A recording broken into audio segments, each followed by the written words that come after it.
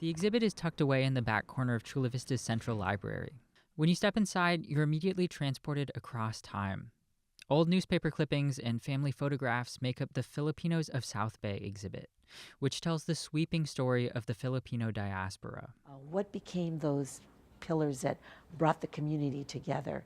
And those were the organizations from the various regions, from the various causes, like the most important one is the veterans, and then how the beauty pageants had helped with building community, and of course, Philippine dance and music, bringing and elevating the Philippine presence in the South Bay, and then finally, of course, their integration into the Catholic Church. For historian Judy Pataxil, one of her favorite stories is of the Manang, or elder brother generation, the very first Filipino immigrants to arrive on the West Coast. That story is I think, one of my favorites because it involves my family. My father came in the late 1920s.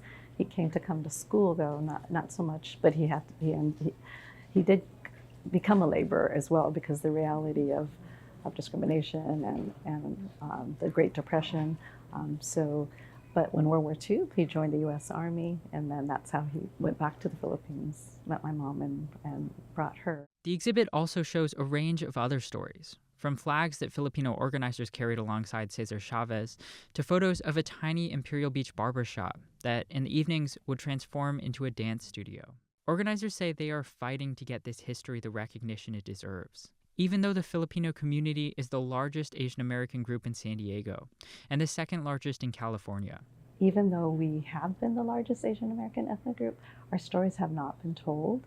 And so for this to come to fruition and having our stories told and having media cover it, having us be in a museum, it really makes, I think, a really big difference. Now, all of those stories will live on at the library for another year.